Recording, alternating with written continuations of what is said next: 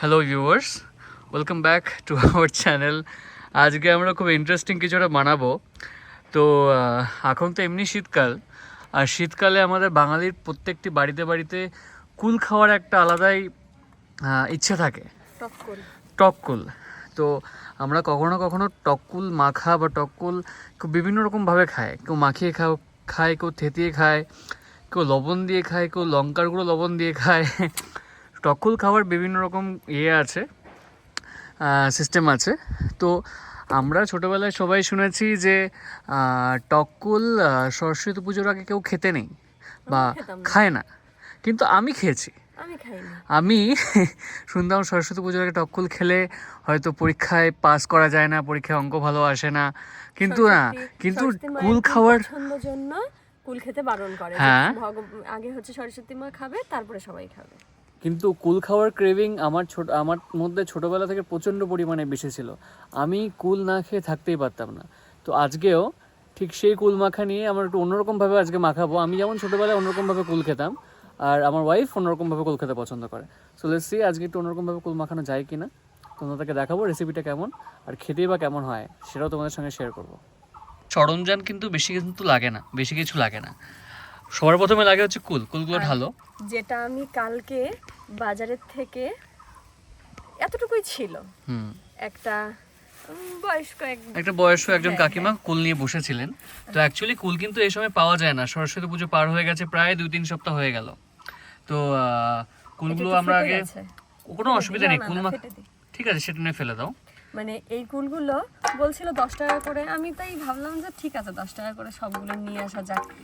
কেমন হবে জানি না, বাট এদিকে কুল গাছ আছে হয়তো, আমার জানা নেই কোথায় আছে বা কিছু, ওই কিনে আনাই বেস্ট। ওই পাড়া আমি কখনো ওই গাছ থেকে কুল পাড়া বা এই যেমন কি অন্যরকম, এই যখন কখনোই পাড়া থেকে কুল নিয়ে আসিনি বা গাছ থেকে পেরে নিয়ে আসিনি। আমি জানি না, আমি তো ছোটবেলায় কুল যেখানে পেতাম সেখান থেকে পেরে নিয়ে চলে আসতাম। তো আমি তোমাদের কাছে একটা গল্প শোনাচ্ছি। তো আমি যখন ছোট, তখন আমি টক খেতে খুব পছন্দ করি আগাগোড়াই। তো আমি কুলটুল পেরে, তুমি যে কটা পারবে সে কটা মাখো, কিছুটা আবার কালকের জন্য রেখে দাও। তো আমি কুলটুল পেরে প্লাস্টিকে ভর্তি করতাম, আর সাথে লবণ আর লঙ্কার গুঁড়ো নিয়ে যেতাম।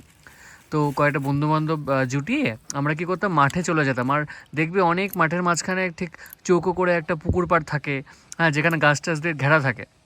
তো আমরা সেখানে গিয়ে, ওখানেও কিছু কুল গাছ ছিল, তো ওখানেও আমরা যেতাম, কুল খেতাম আর কুল পাড়তাম।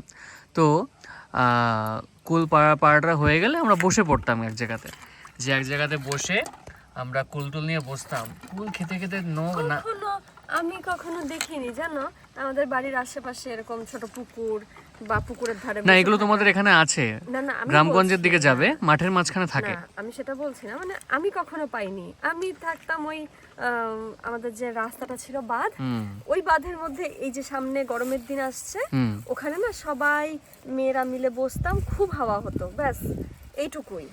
আর সামনে হচ্ছে জমি ঠমি ছিল, ওখানে অনেক ধরনের চাষ হতো, বাট কখনো ওই জমি থেকে কিছু আনতে হয়নি। তার কারণ ওখানে মানে জেঠুরা যে থাকতো, যারা হচ্ছে আজকে আর কি চাষ করতো, সব কিছু নয়, টুকটাক এই হলে পরে দিত এরকম গেটটা। আমার ধনে পাতা, লঙ্কা, কুল সব ধোয়া শেষ। এখন এগুলোকে কি করবো বলো তো? এগুলোকে শিলনোড়া দিয়ে থেততে হবে, তাই তো? হ্যাঁ, নোড়া দিয়ে থেততে হবে। হ্যাঁ, অল্প অল্প করে, বেশি করব না। মানে আর কটা কিন্তু কুল নিতে পারতে। না না না, এত খেতে পারবো না।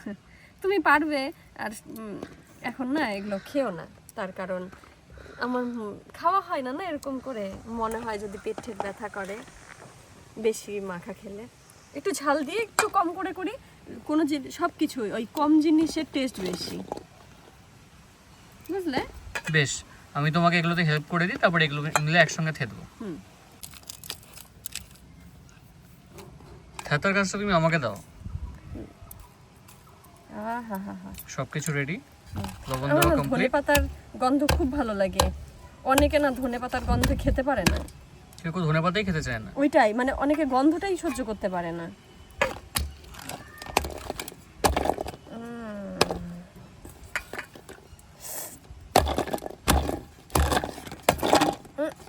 আস্তে আস্তে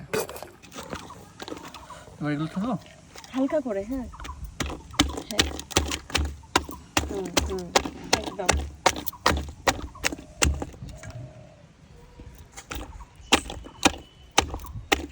আমার তো জিভে এখনই জল চলে আসছে। আমি এটাই ভাবছি, মনে হয় ঝাল বেশি হয়ে যাবে। হোক। যদিও ঝাল না হলে খাওয়া যায় না, এটা ধুতে হবে। কি লাগছে দেখতে। দাঁড়াও দাঁড়াও দাঁড়াও, ওই একটা ইসে চোচা দেখলাম।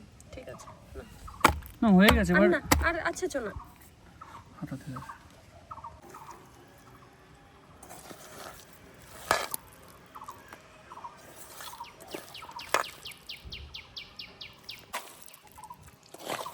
তো ট্রাই করে দেখো তো কেমন হয়েছে। তুমি আগে ট্রাই করো।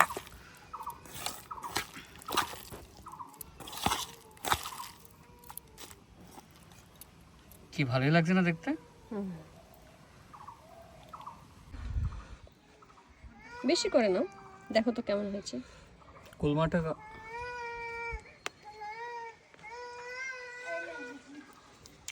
ঝাল হয়েছে? ভালো হয়েছে, আরো ঝাল লাগে? ঝাল লাগবে একটু। আর আসলে হয়েছে কি, সরস্বতী পুজো অনেকদিন পার হয়ে গেছে, কুলগুলো না টক ভাবটা নেই এখন, একটু তিতকুটে ভাব আছে, না, বাট এখন খেতে কি ভালো। বলতো, এখন হচ্ছে মানে কুল পাকা, মানে একদম পেকে গেছে কুল, কিন্তু এই কুলগুলো এখনো পাকেনি, কাঁচা, ওর জন্য টেস্ট অন্যরকম। তাও হতে মানে পারে। সিজন অনুযায়ী সবকিছু, যে সিজনে যেটা যেটা খেতে হয়। একদম এখন সব কুলই পেকে গেছে, কিন্তু এই কুলটা দেখো কাঁচা।